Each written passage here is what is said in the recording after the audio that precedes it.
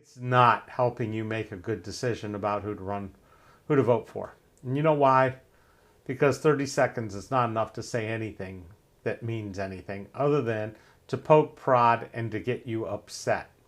We're spending $15 billion on these crappy ads and everything that goes along with them. And what are we really getting? Are we getting better informed voters? No, we're getting more divided voters. There is a real problem with this model. It doesn't work. It's not done that way in any other country, and it's not what we should be doing here. Okay? It just shouldn't be the way we communicate. And what's worse is all my clients, all businesses everywhere, when is election time? In November. What else is in the fourth quarter? That's when retail, that's when holiday gift shopping, that's when it's the most important for every business in America to be able to reach Americans and sell them things. This is prime time for us. I mean, we're working our way up to Christmas. Are you going to buy the brand new DJI drone for, your kid? Are you going to buy a scooter? How are you going to learn about this if the price of advertising has been driven through the roof by political advertising?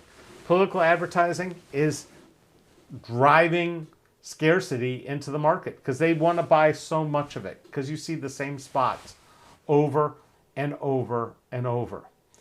So, how do we fix this?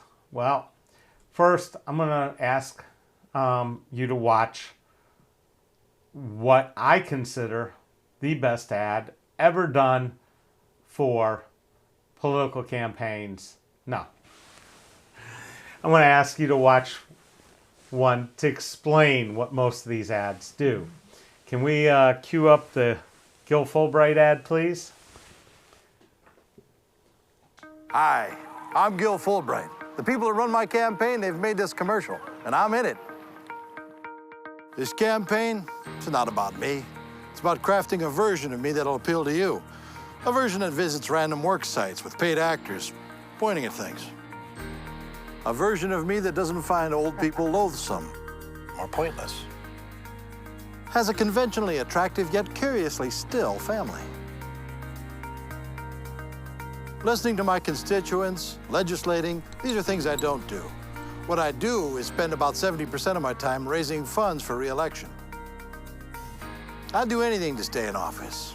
My name's Gil Fulbright, but hell, I'll change my name to Phil Goldbright or Bill Fulbright or fill up my mouth with farts. These are the things that are important to me. And these are the fine people that finance my campaign. Now, in order to do these things, I have to stay in office. And to stay in office, I have to keep these guys happy. Now, if any of these things make these guys unhappy, well, my hands are tied. So come November, the choice is clear. You want another spineless mouthpiece for special interest and lobbyists, or a spineless mouthpiece for special interest and lobbyists? I'm fill up my mouth with farts, and I approve this message.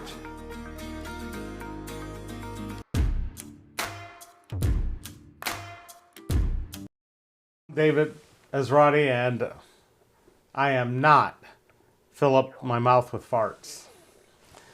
But I thought that was pretty juvenile and stupid. The reality of that ad is 70% of the time raising funds. That's how Mike Turner raised $1 million, no problem, and how 19 billionaires filed in. And the reality is it's people with big dollars that are basically owning your politicians. They get their time, their attention, because they need that money to run for re-election. Now, that Gil Fulbright ad was done by Represent Us, and they even took it up to the level of president. But, we've seen that ad over and over and over. And if you watch any Tim Ryan ad, you'll see the same thing. I'm Tim Ryan. I'm going to make jobs for Ohio. And he's pointing at things and he's telling you things. And they're great ads. Trust me, they weren't made by the candidates. The only candidate making his own ads is probably me. So, I want to show you, I didn't want to show a good Tim Ryan ad. I wanted to show you the one that Bill saw. So can we run that one, please?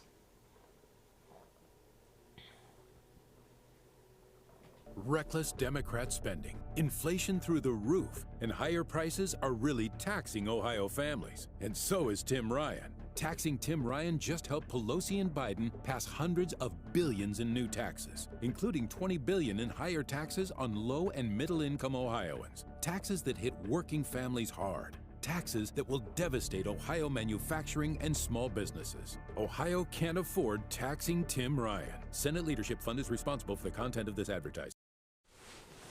The most important thing to understand, that ad wasn't done by Tim Ryan's opponent. It didn't say, my name is J.D. Vance and I approve this message. Nope. It wasn't obviously a Tim Ryan ad. What it was the Senate Leadership Fund. So a bunch of Republican senators have raised money for this political action committee, and they are running these ads to take pot shots at Tim Ryan. That is despicable. And it's this money that's coming in from corporations and everybody else and giving it basically to these politicians to then go out and smear people. It's very undemocratic. It's wrong. And it's thanks to Citizens United for the most part. You'll notice that you'll see Pelosi and Biden. They have come to the idea that the word Pelosi, and if you look at my opponent, Mike Turner's old emails, I've sent this out in emails to my subscribers and friends, that whole thing, Pelosi this, Pelosi that, they're going to be Pelosi's pawn. And Tim Ryan's actually got ads saying, I voted with Donald Trump against, for raising tariffs and against outsourcing. He's going strong on build it here. So they went and they came back at every single thing he said and reversed it. Without facts, just smears. And the reality is, Tim Ryan didn't raise taxes by himself, and no senator does it either. And it's not the Democratic Party doing it. It's not the Republican Party doing it. They're all pawns too. This is all about who buys your politicians. And if you want to sit there and believe this stuff, we're in deeper trouble than ever. So, how do you do this? It's 30-second ads are not the answer. And now we have social media. But the problem is with social media, we can't hit everybody. It's not that easy.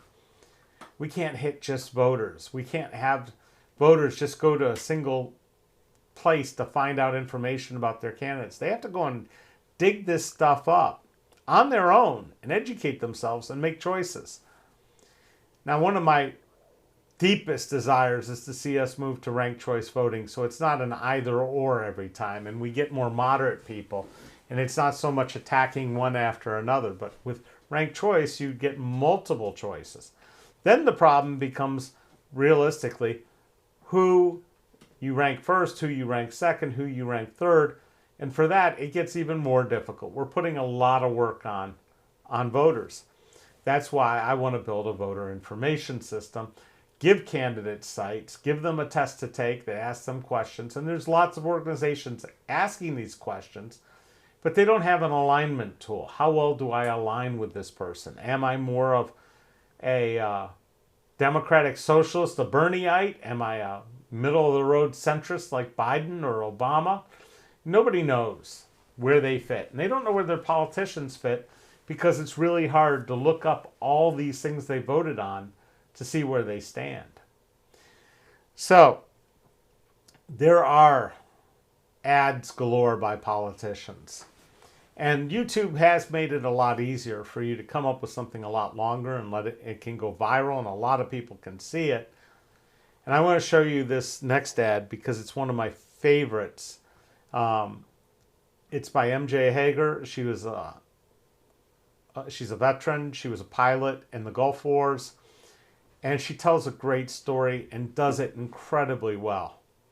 I want you to watch this and just see what it makes you feel like and how you feel about this and feel about her as a candidate. So please watch and enjoy. Thank you.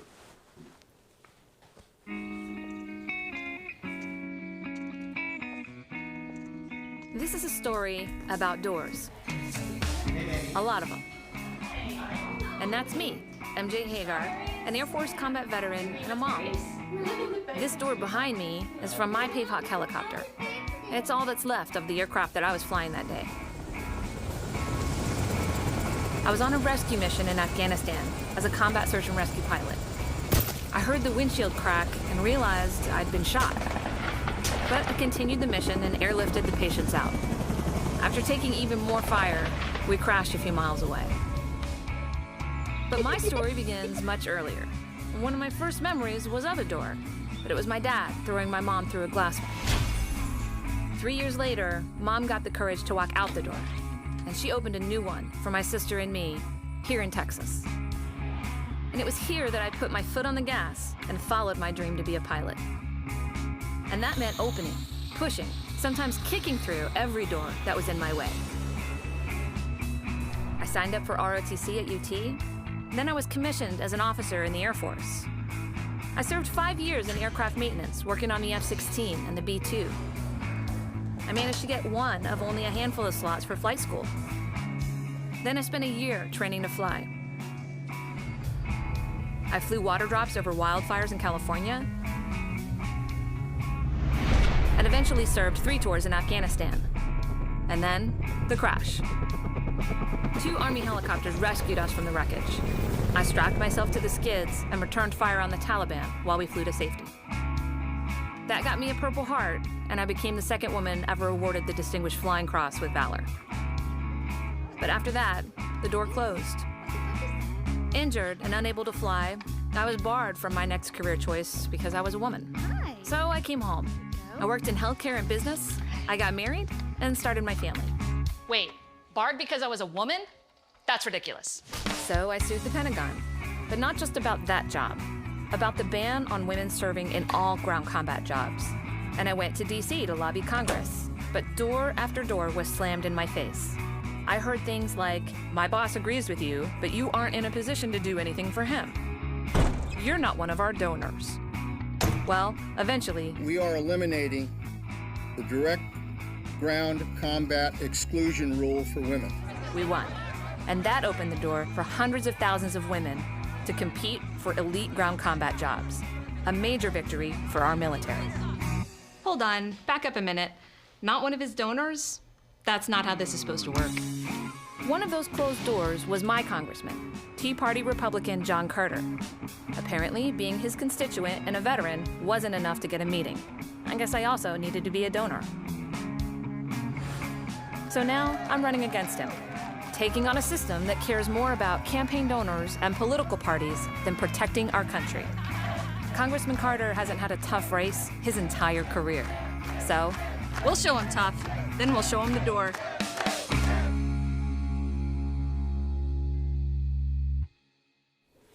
MJ probably would have won if she ran in Dayton, Ohio, but she was running in Texas, and things in Texas just don't go well for Democrats. But the story was great, and you get the feeling that she's going to be competent.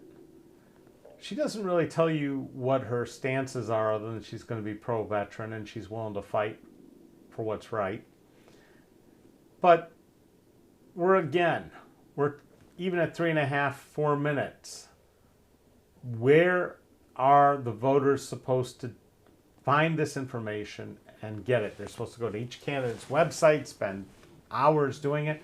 Hell, most of the time they don't even know how to get to what's going to be on their ballot. They get there and they're surprised. Now, Ohio just spent a ton of money sending out early voting absentee requests. But they don't tell you who's on the ballot or what to do or what to look at. And they don't have your email addresses and they don't have your mobile phone numbers in the voter registration database to inform you of candidates' nights, events. You could subscribe to any of these things. There are so many better ways to communicate, like this live stream. This is a chance for you to ask a candidate exactly what his positions are, what his stances are. Do you see any other candidate doing that? Do you see that working with a commercial? There's no two-way communication there. So that's why I continue to do this and plan on doing it once I get elected. That every day at the end of the day, I'm going to tell you what happened in Congress, how I voted, what I'm thinking, ask for feedback, and you can help me represent you better. That's what it's all about.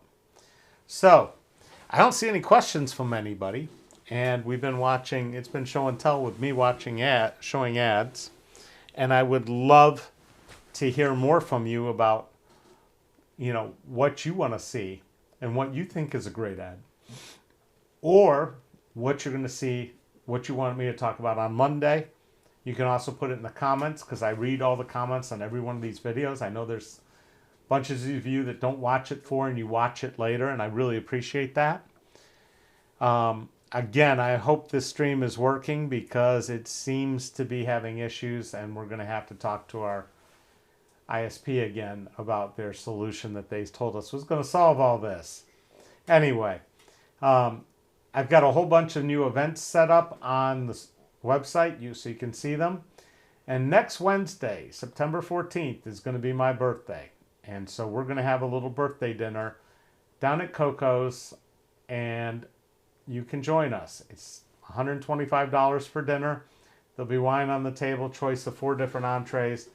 It'll be a cash bar. Sorry, I can't afford to pay for all of you to do all the drinking. One lucky person's going to walk out of there with a signed Shepherd Fairy print. Everybody will get a t-shirt or a voucher for the new t-shirt that's on its way. We're going to try to raise some money. I'm going to tell some stories and show some videos about some things that I'm pretty proud of, and how we got from here to there. And hopefully you'll be there, okay? Sorry it's been buffering, Jennifer. Really, I'm so sorry. We were assured it would work. Anyway, again, so that is next Wednesday and you can sign up on the website, Elect Esrati. Also, we've got more candidates nights and events up there. We're working on getting more of them. And there will be more information coming soon. I'd like to thank you again. Sorry about the internet connection. And we will see you Monday. Have a great weekend.